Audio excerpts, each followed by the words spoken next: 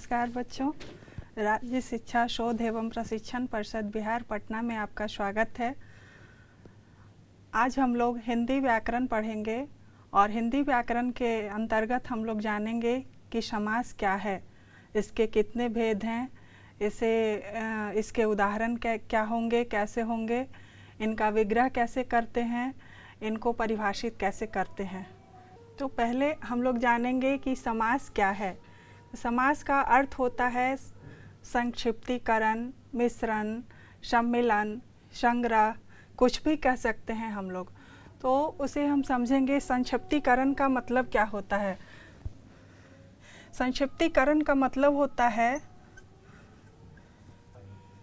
किसी भी बड़ी चीज को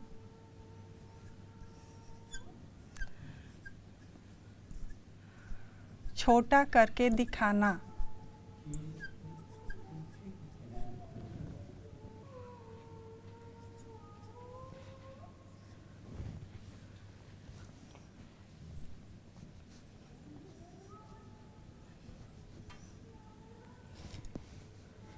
जैसे अगर हम कहें कि पॉकेट को मारने वाला, ये आदमी पॉकेट को मारने वाला है, उसे हम संक्षेप में करके कह सकते हैं कि ये पॉकेट मार है।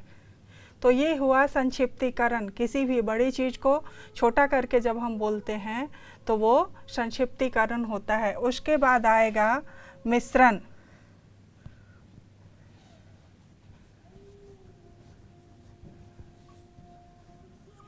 मिश्रण का मतलब हुआ कि इसका भी मतलब वही हुआ, सारे एक दूसरे के पर्यायवाची शब्द हैं।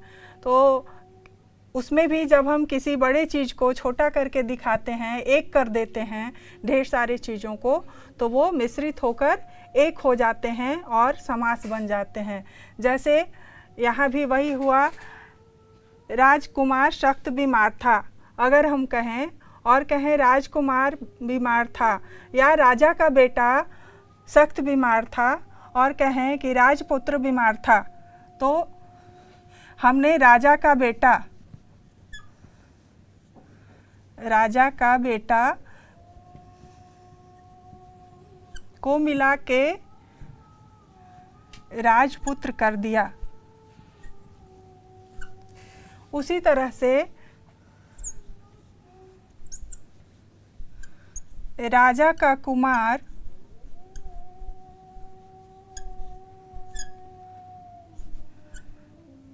को मिश्रित करके हम राजकुमार कहेंगे।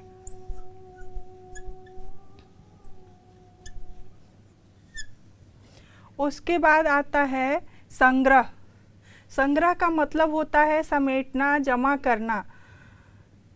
संग्रह में भी वही चीज़ आएगा कि जब हम किसी बड़ी चीज़ को जमा करके, संग्रहित करके, इकट्ठा करके एक जगह छोटा रूप में प्रस्तुत करते हैं, तब वो समास बन जाता है। जैसे यहाँ पे राजा का बेटा को संग्रहित करके, छोटा करके हमने राजपुत्र कहा, और राजा का कुमार को संग्रहित करके हमने राजकुमार कहा। उसी तरह से पॉकेट को मारने वाला को हमने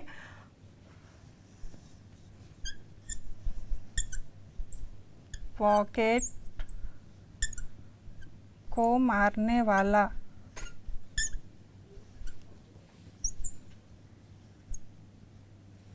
इसे हम संग्रहित करके पॉकेट मार कह सकते हैं।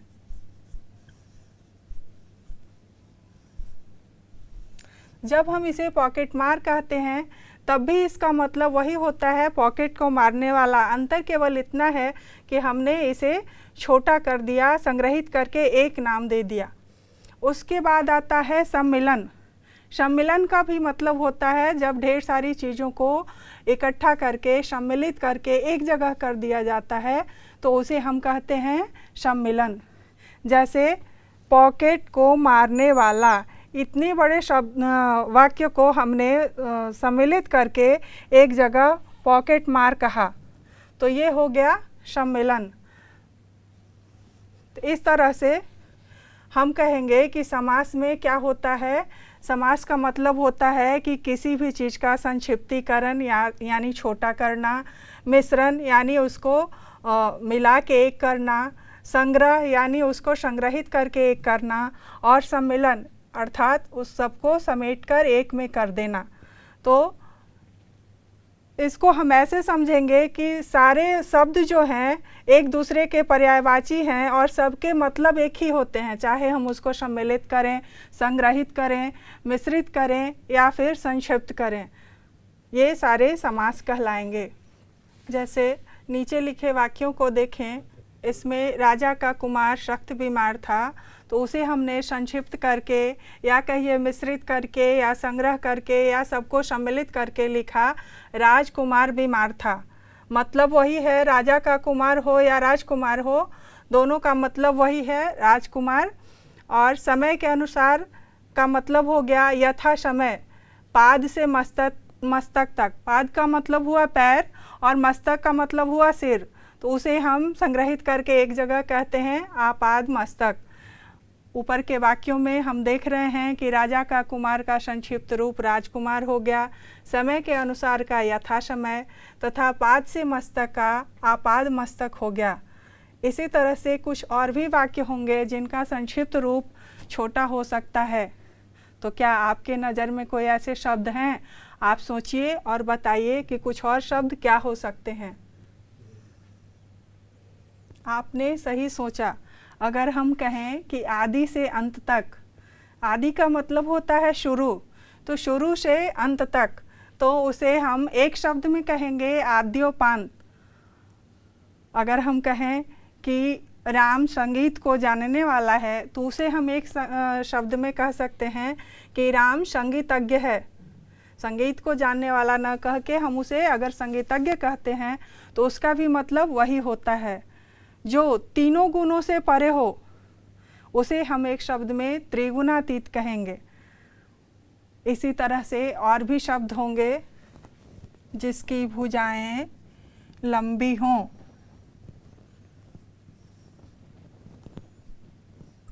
जिसकी भुजाएं लंबी हो का मतलब हुआ कि जिसके दोनों बाजू लंबे हों, तो उसे हम कहते हैं आजान बाहु।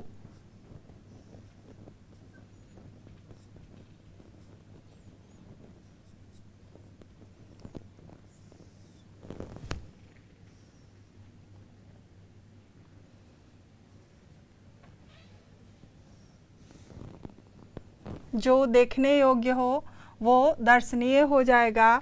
और अगर कोई चिड़िया को मारने वाला है तो उसे हम क्या कहेंगे? चिड़ी मार कहेंगे।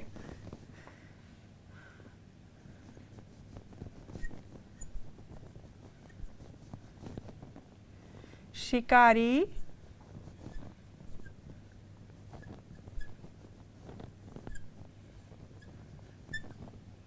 चिड़िया को मारने वाला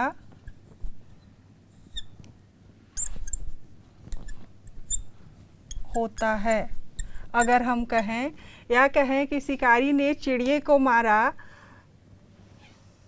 तो उसे हम एक शब्द में कह सकते हैं कि शिकारी जो है चिड़ी मार है। या सोहन ने चिड़िया को मारा, वो चिड़िया को मारने वाला है, तो वो क्या हो जाएगा? चिड़ी मार हो जाएगा।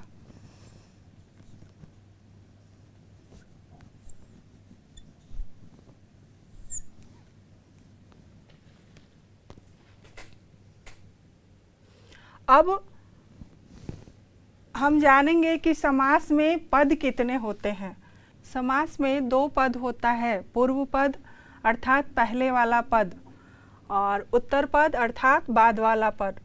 पूर्व एवं उत्तर पद दोनों के मिलने पर जो शब्द बनता है उसे हम समास कहते हैं।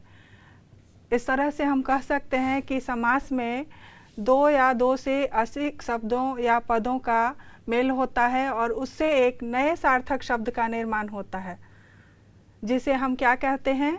समस्त पद कहते हैं। समास में विभक्ति चिन्हों अथवा प्रत्ययों का लोप हो जाता है। जैसे संगीत को जानने वाला में विभक्ति चिन्ह है को, तो वो मिट जाएगा और हो जाएगा संगीत को जानने वाला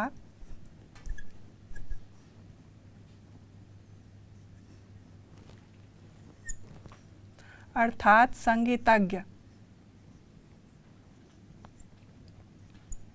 इसमें हम देख रहे हैं कि विभक्ति के पदों का लोप हो गया है। गुण से हीन अर्थात गुणहीन। काली है जो मिर्च अर्थात काली मिर्च। इसके आधार पे हम कह सकते हैं, ऊपर जो उदाहरण हम लोगों ने देखे, जाने और समझे, उसके आधार पे कह सकते हैं कि समास में कम से कम 2 पदों का योग होता है, और जब वे 2 या अनेक पद एक हो जाते हैं तब समास होता है, जिसे हम समस्त पद के नाम से जानते हैं। समास होने के पूर्व बिखरे रूप को समास विग्रह कहा जाता है, और समास के बाद बने संक्षिप्त रूप को समस्त पद या समासिक पद कहते हैं। यहाँ पे जानना ये होगा कि समास में 2 या 2 से अधिक पदों का मेल होता है। तो बच्चों, ये सबसे बड़ी जानने की चीज़ है कि समास में अगर कोई पूछे कि समास में किसका मेल होता है, तो हम कहेंगे कि पदों का मेल होता है, पदों का मेल होता है या शब्दों का मेल होता है। और इसके विपरीत अगर संधि में कहा जाए कि संधि में किसका मेल होता है, तो उसमें वर्णों का मेल होता है।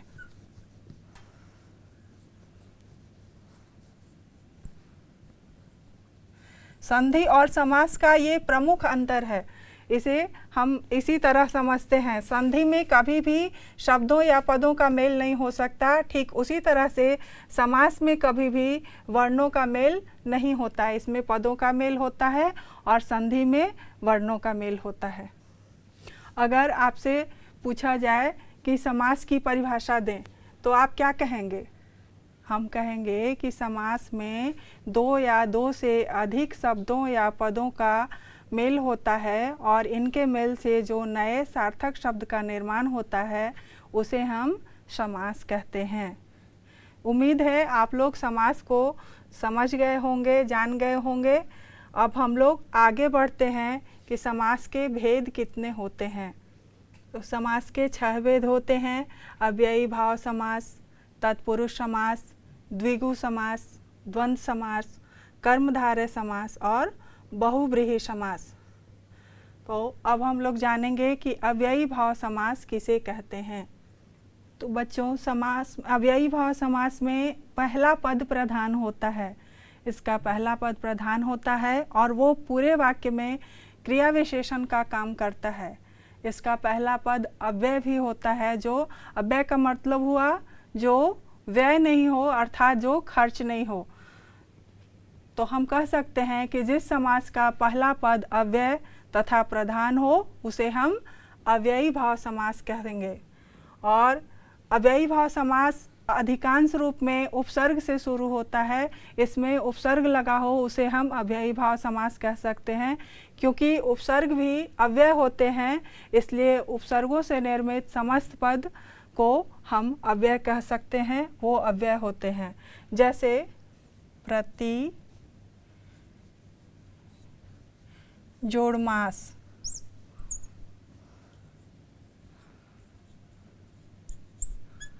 प्रतिमास,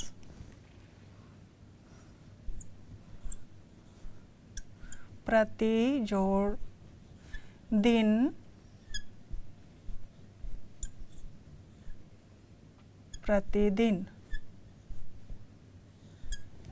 उसी तरह से यथा जोड़ संभव,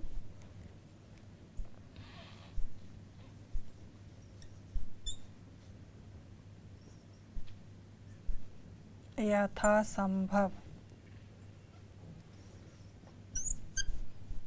बे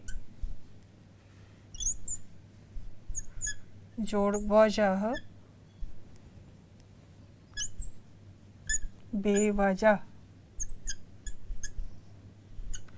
इसमें आप देख रहे हैं ये जो सारे शब्द हैं ये सारे उपसर्ग हैं, और इन्हें मिलकर जब हम मास में प्रति को मिला देते हैं तो प्रतिमास हो जाता है।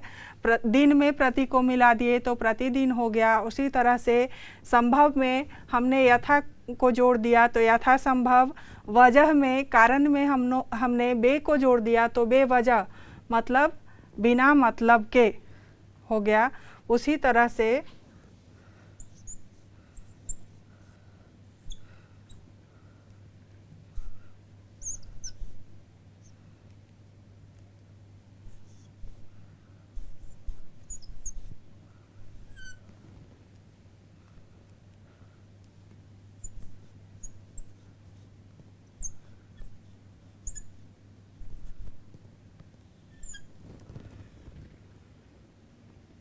यथा जोड़ समय, यथा समय मतलब समय के अनुसार। तो ये सारे उपसर्ग हैं और शब्द के आगे जब वे लग जाते हैं तो वो अव्ययी भाव समास हो गए हैं। अव्ययी भाव समास का एक और पहचान है कि ये लिंग, वचन और कारक के अनुसार बदलते नहीं हैं। ये हमेशा वही रहते हैं, चाहे कोई भी काल हो, कोई भी कारक हो या कोई भी लिंग हो, इनका उस पर कोई प्रभाव नहीं पड़ता है, ये बदलते नहीं हैं। और दूसरा, अगर एक ही शब्द की आवृत्ति हो, वो बार बार आती है, तब भी वो अव्ययी भाव समास होता है। जैसे अगर हम कहें धीरे धीरे और बीच में योजक चिन्ह लगा हो,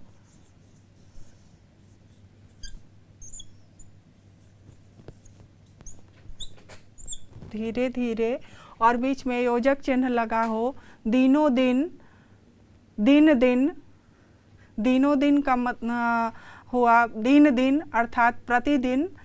तो ये सारे क्या हुए, ये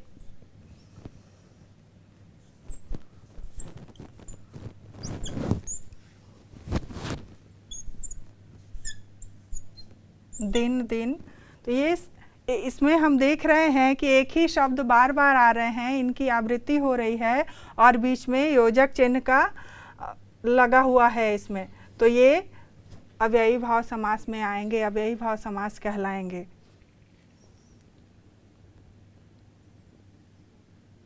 इस तरह से अव्ययी भाव समास को पहचानने के लिए हम उसमें देखेंगे कि अगर उसमें उपसर्ग लगा हुआ हो, जैसे आ, यथा, भर, निर, प्रति, बे, उप, अधि, अनु आदि इस तरह के शब्द हैं, उपसर्ग जो उपसर्ग में आते हैं, लगे हुए हैं, तो वे अव्ययी भाव समास कहलाएंगे। जैसे यथाशक्ति, प्रत्येक, उपकूल, निर्विवाद, अनुरूप, आजीवन, आमरण, आजन्म इत्यादि इस तरह के कोई भी शब्द हों तो वो अव्ययी भाव समास में आएंगे।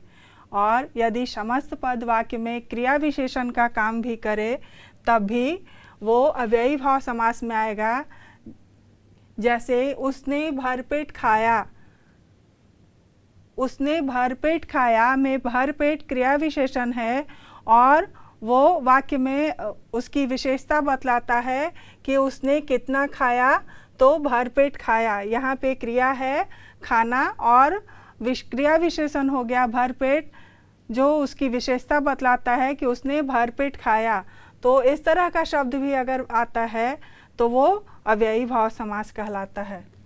अभी तक हमने जाना कि समास क्या है और उसमें समास के में अव्ययी भाव समास क्या है, समास के कितने भेद हैं।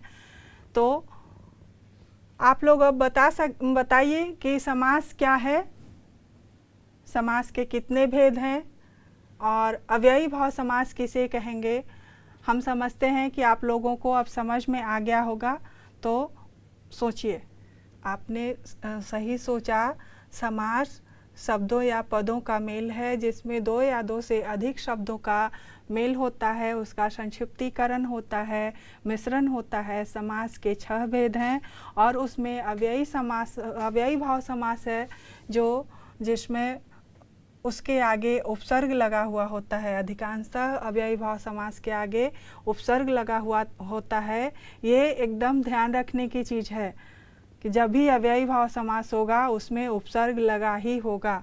और दूसरा, वो किसी भी कारक, लिंग या वचन के अनुसार बदलता नहीं है, उसका रूप एक ही रहता है।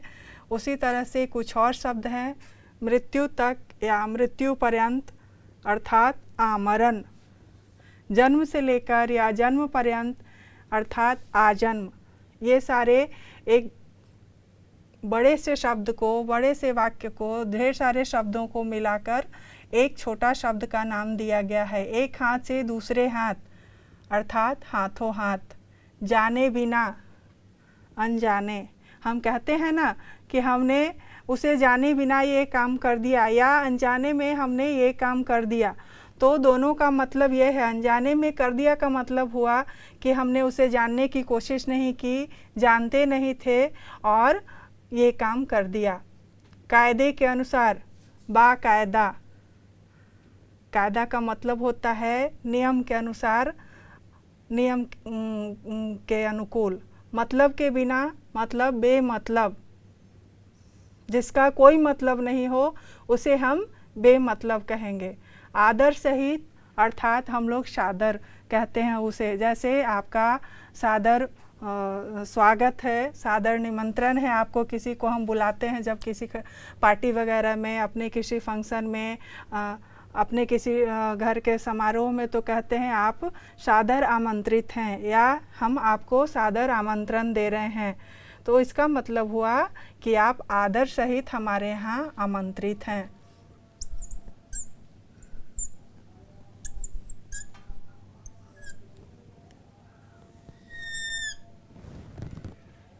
अब है अगला तत्पुरुष समास। इस समास का पहला पद संज्ञा या विशेषण होता है, जबकि दूसरा पद हमेशा संज्ञा ही होता है। इसका जैसे अव्ययी भाव समास में था कि पहला पद प्रधान होता है, लेकिन तत्पुरुष समास में हमेशा दूसरा पद प्रधान होता है। इसके विग्रह करने पर कारक चिन्ह आते हैं, और अव्ययी भाव समास का जब हम विग्रह करते हैं तो उसमें उपसर्ग आते हैं, अर्थात वह समास जिसका उत्तर पद या अंतिम पद प्रधान हो और प्रथम पद गौण हो और उत्तर पद की प्रधानता हो तथा दोनों पदों के बीच कारक चिन्ह लुप्त हो जाए, उसे तत्पुरुष समास कहते हैं। जैसे राजा का कुमार आप देख रहे हैं, तो उसको उसमें कारक चिन्ह क्या है? का है, जो लुप्त हो गया और राजकुमार हो गया। पुरुषों में उत्तम अर्थात पुरुषोत्तम, पॉकेट को मारने वाला अर्थात पॉकेट मार, तुलसी द्वारा रचित या कृत मतलब तुलसी द्वारा लिखा गया, उसे हम कहेंगे तुलसीकृत। उसी तरह से कुछ और उदाहरण होंगे।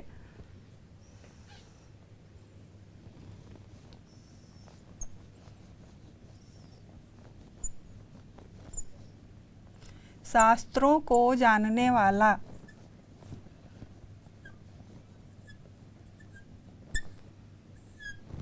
अर्थात शास्त्रज्ञ।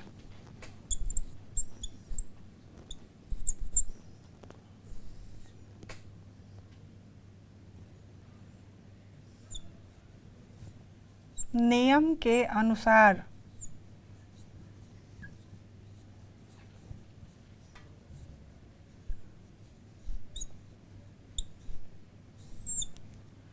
नियमानुसार।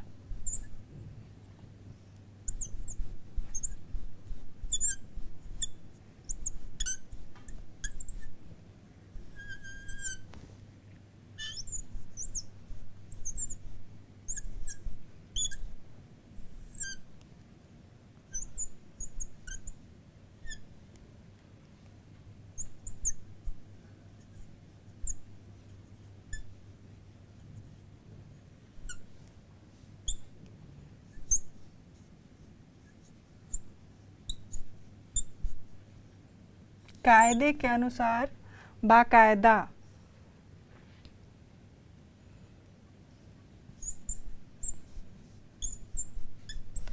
आदर के योग्य।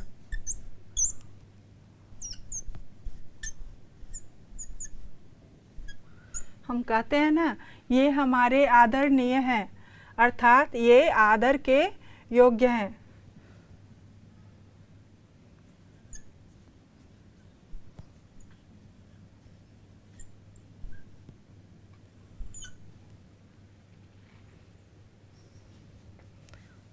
पूजा के योग्य।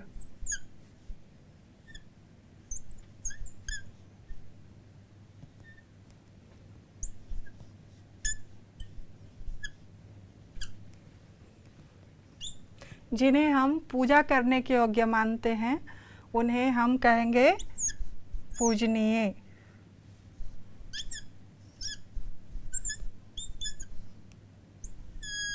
ये हमारे पूजनीय हैं, अर्थात ये पूजा के योग्य हैं। तत्पुरुष समास के 6 भेद होते हैं। इसमें जैसे कारक के भेदों के अनुसार इसमें कर्म तत्पुरुष, करण तत्पुरुष, संप्रदान तत्पुरुष, आपादान तत्पुरुष, संबंध तत्पुरुष और अधिकरण तत्पुरुष होते हैं और सब में कारक चिन्हों के हिसाब से उसका ये तय होता है कि ये किस तत्पुरुष में आएंगे।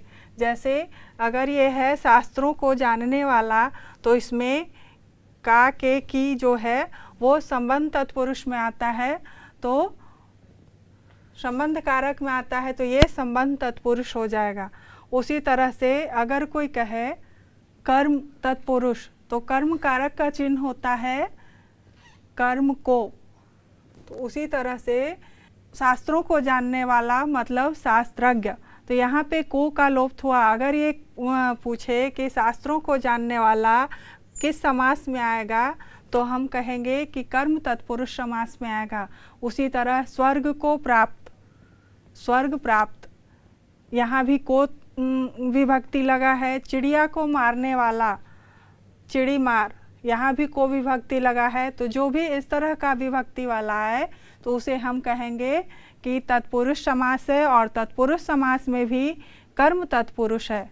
उसी तरह से करण तत्पुरुष, तो करण कारक का चिन्ह होता है से, तो उसमें जहाँ भी से विभक्ति आए उसे हम करण तत्पुरुष कहेंगे। जैसे पद से दलित, पद दलित, रस से भरा, रस भरा।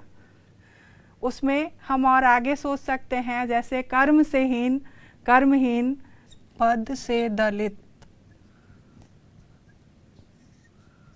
इसमें से विभक्ति करण कारक का चिन्ह है, इसलिए इसमें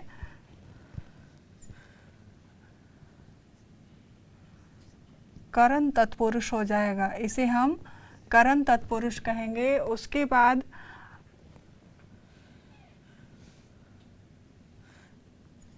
धर्म से अंधा,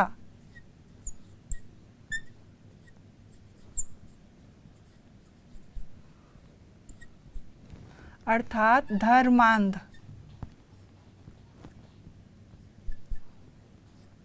इसमें भी से विभक्ति जो है करण तत्पुरुष का है, करण कारक का है, इसलिए ये करण तत्पुरुष में आ जाएगा।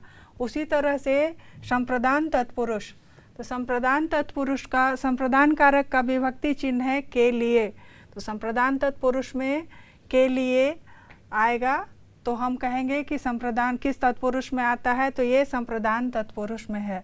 जैसे रसोई के लिए घर, वैसा घर जिसमें रसोई बनती हो उसे हम रसोई घर कहते हैं। देश के लिए भक्ति, अर्थात देशभक्ति, भक्ति किसके लिए है, देश के लिए, तो उसे हम देशभक्ति कहेंगे। दोनों में कारक चिन्ह क्या है, के लिए है, इसलिए ये संप्रदान तत्पुरुष में आ जाएगा। और उसी तरह से हम लोग और भी जानेंगे, पूजा के लिए घर, अर्थात पूजा घर।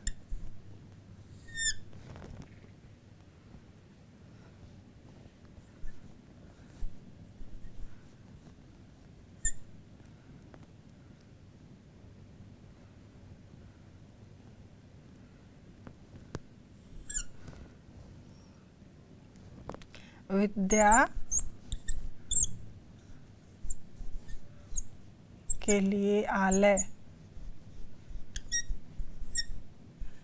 विद्या के लिए आलय मतलब वैसा घर जहाँ पे विद्या का अनुश्रवण होता हो, विद्या सिखाई जाती हो, वहाँ पे बच्चों को पढ़ाया जाता हो, जानकारी दी जाती हो, ज्ञान बांटा जाता हो, उसे हम विद्यालय कहते हैं।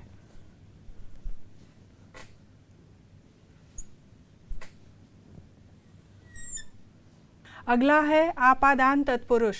तो आपादान तत्पुरुष में भी से का चिन्ह आता है, लेकिन आपादान तत्पुरुष का पहचान है कि इसमें अलग होने का भाव होता है।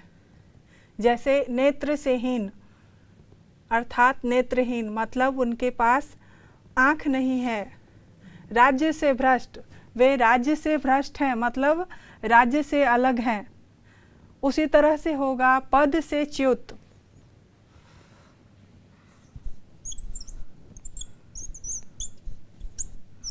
पद से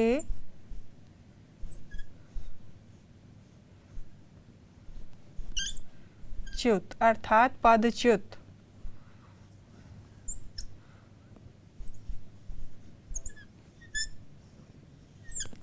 मतलब वे कोई भी है जो वो क्या है, अपने पद से गिरा हुआ है, पद से अलग है। उसी तरह से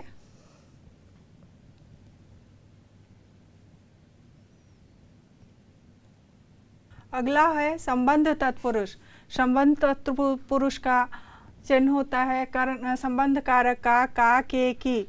तो का के की जिसमें आए वो संबंध तत्पुरुष होता है। जैसे श्रम का दान श्रमदान, राजा का भवन राजभवन। उसी तरह से अधिकरण तत्पुरुष, अधिकरण तत्पुरुष का है में पर। जैसे अधिकरण कारक का चिन्ह होता है में पर, उसी तरह से अधिकरण तत्पुरुष में जब में पर इत्यादि शब्द आए बीच में विभक्ति के रूप में, तो हम समझेंगे कि ये अधिकरण तत्पुरुष है। जैसे पुरुषों में उत्तम पुरुषोत्तम, ध्यान में मग्न ध्यान मग्न इत्यादि शब्द जो हैं अधिकरण तत्पुरुष के अंतर्गत आएंगे। इस तरह से बच्चों हमने जाना कि समास क्या है, समास के कितने भेद हैं, अव्ययी भाव समास क्या हैं, तत्पुरुष समास क्या हैं, और आगे भी हम लोग बाकी समास के और जो भेद हैं, द्विगु समास, द्वंद्व समास, कर्मधारय समास और बहुव्रीहि समास, उसे हम जानेंगे। तब तक के लिए हम विदा लेते हैं। आप लोग बाकी को घर में अध्ययन कीजिए, सीखिए, जानिए। अगले दिन अगले क्लास में हम और आगे जानेंगे। नमस्कार।